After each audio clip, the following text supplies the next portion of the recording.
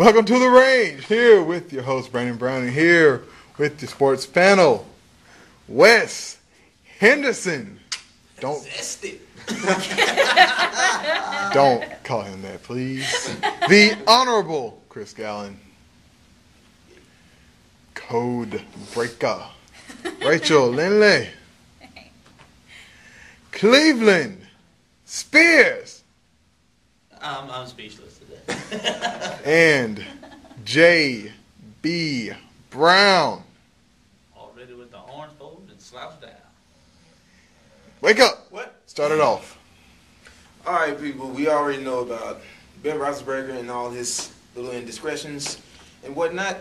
But Terry Bradshaw has pretty much brought to his attention of how Ben needs to become more of a leader and more of a team, like more of a figure for the Pittsburgh Steelers. He pretty much called out Ben Roethlisberger, saying that he really doesn't like Terry Bradshaw, or Terry Bradshaw said, "Hey, I don't like your ass either." So pretty much it's an even trade. Bradshaw, pretty much what he's doing and what he has done is pretty much just offer Ben Roethlisberger some vital advice. But Ben Roethlisberger has somewhat pushed it to a side. I mean, I know you may remember when Ben Roethlisberger had that motorcycle accident. Terry Bradshaw actually told him before that, get off the damn motorcycle, and he got upset about that. And we all know what happened. Other than the fact of him getting hurt, he had a pretty shitty season. Doesn't matter to me.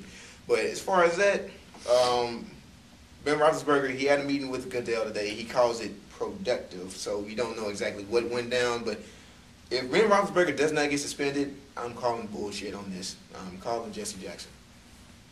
Yeah, I agree. I think right now he won't be suspended by Roger Goodell, but I think the Rudy family has to step in and say, look, you got to sit out 2 games. The team ain't looking too good anyways. You don't have a star wide receiver anymore. Your quarterback is already on a downfall because he can't stay out of the news for other things. So, I mean, why not go ahead and suspend him, teach him a little lesson? And the motorcycle accident, everybody said, oh, yeah, he had that and the appendicitis and everything that right before that season started. But, I mean, that doesn't do anything for me. I mean, then he had the allegation last year in Vegas, and now you're like, nobody suspended him. Then all of a sudden this pops up. Now you have to kind of be suspended.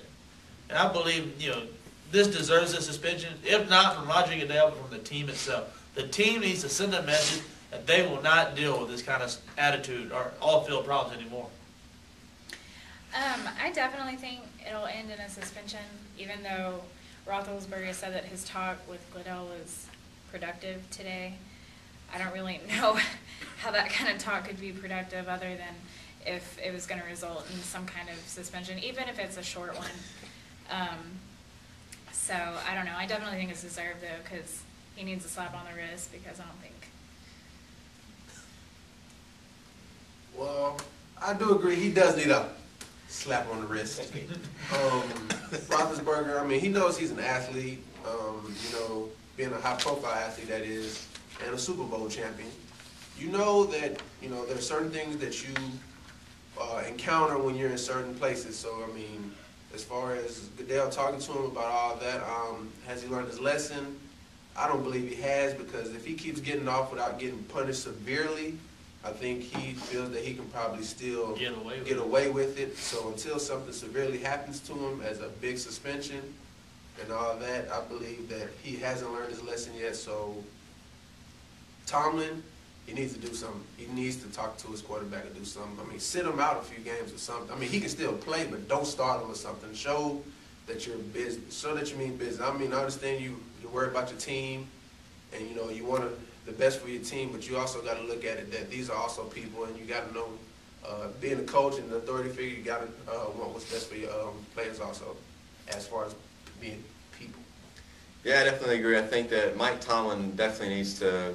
I don't think he's going to get a suspension from the NFL. Honestly, I think he'll just get either a small fine or just a probation possibly. But this has got to come from Mike Tomlin, I think, and it sends a message that nobody's above the team.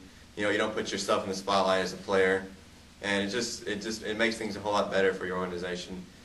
Coming from the speech coming from Terry Bradshaw it was huge.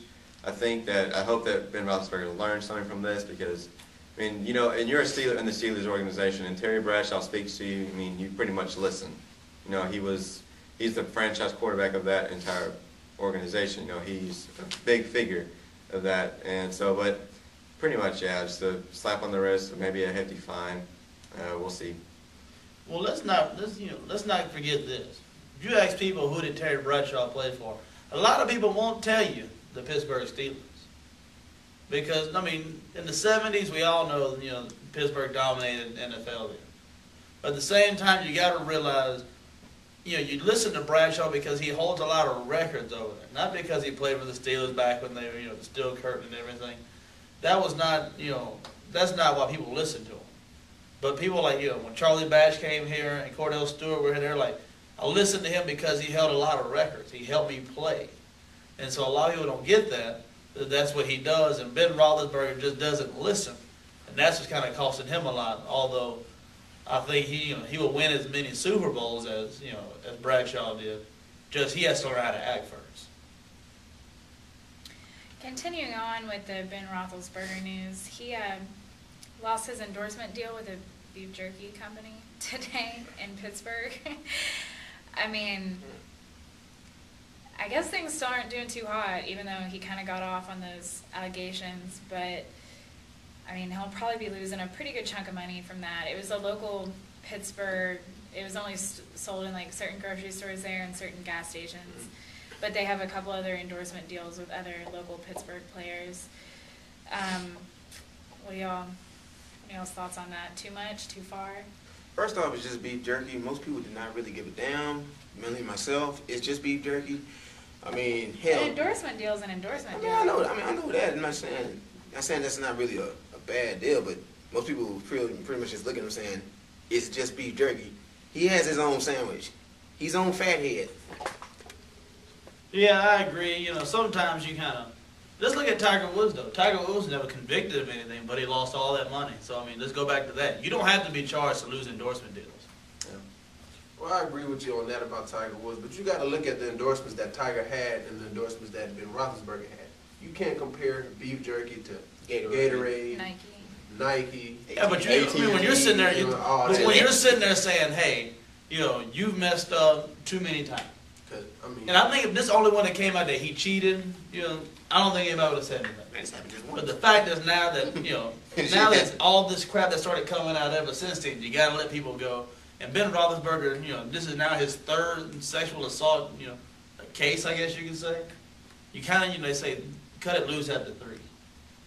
If that's what beef jerky or Slim Jim or whoever it is want to do, you go right ahead. It's your money. I mean, you invested in that player to be a good public figure. If he's not, then cut him loose. I completely agree with that. Yeah, I mean, it's just endorsements is about image, and if you don't have a good reputation, you're not going to have any endorsements. So I mean, they come and go. Athletes lose them and gain them all the time. So it's all about money, and frankly, I don't really care because I'm not earning any of that money.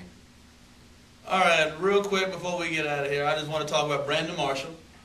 Brandon Marshall signed a $2.5 million tender with the Broncos today, which makes it easy for him to trade. According to John Clayton, it could be done as late as tomorrow night. Who do you see getting that trade from Brandon Marshall? I really believe that Brandon Marshall will stay in Denver.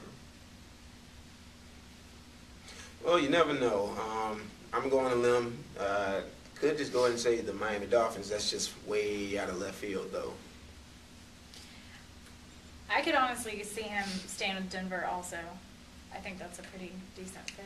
Yeah, I'm going to stay in Denver. I don't think any other team wants to really pick him up because of his attitude and stuff, but just Denver. What coach made him good?